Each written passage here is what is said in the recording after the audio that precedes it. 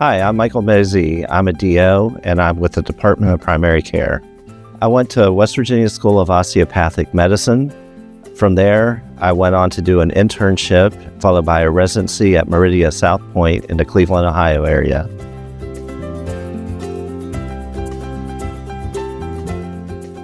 I always liked science, and I felt that the field of medicine is an environment where I can help both people and apply what I've learned about science.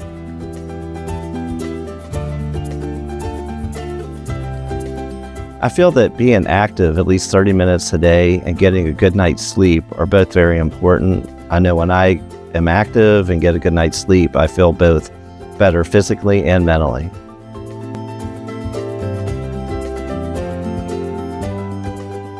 In the spring and summer, I have a small vegetable garden that I work in, and I enjoy going hiking and fishing when the weather is nice.